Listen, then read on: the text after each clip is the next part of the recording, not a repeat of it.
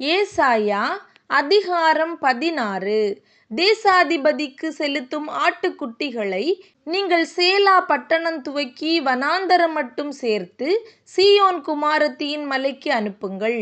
இல்லாவிட்டால் கூட்டை விட்டு துரத்தப்பட்டு அலைகிற குருவியைப் போல மோவாபின் குமாரத்திகள் அர்னோன் நதியின் துறைகளிடத்தில் இருப்பார்கள்.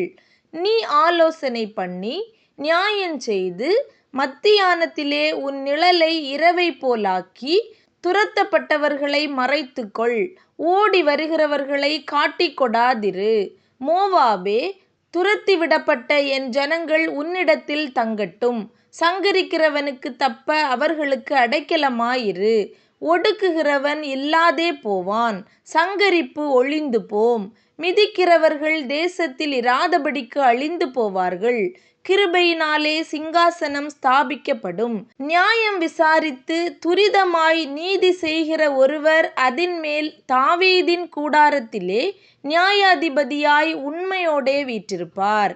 மோவாபின் பெருமையையும் அவன் மேட்டிமையையும் அவன் அகங்காரத்தையும் அவன் உக்கிரத்தையும் குறித்து கேட்டோம்.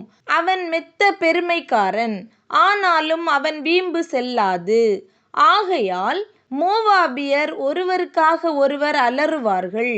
எல்லாரும் ஏகமாய் அலறுவார்கள். கிராரேசேத் ஊரின் அஸ்திபாரங்கள் தகர்க்கப்பட்டதே என்று அவைகளுக்காக பெருமூச்சு விடுவார்கள்.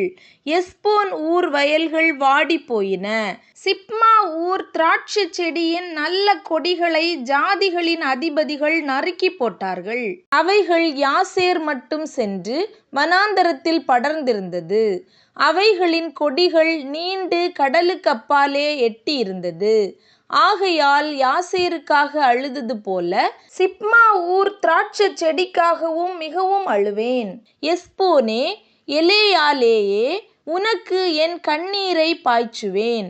உன் வசந்த காலத்து பழங்களுக்காகவும் உன் திராட்சைப்பழ அறுப்புக்காகவும் ஆரவாரிக்கிற சந்தோஷ சத்தம் விழுந்து போயிற்று.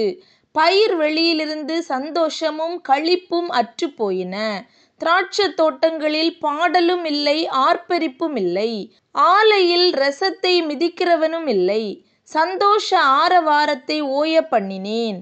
ஆகையால் மோவாபின் நிமித்தம் என் குடல்களும் கிராரேசின் நிமித்தம் என் உள்ளமும் சுரமண்டலத்தைப் போல தொனிக்கிறது.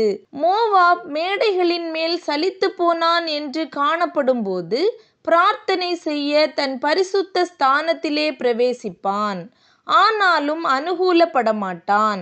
மோவாபை குறித்து அக்காலத்திலே கர்த்தர் சொன்ன வார்த்தை இதுவே: ஒரு கூலிக்காரனுடைய வருஷங்களுக்கொத்த 3 வருஷங்களுக்குள்ளே மோவாபின் மகிமையும் அதின் மகா ஜனக்கூட்டமும் சீரழிந்து போம்.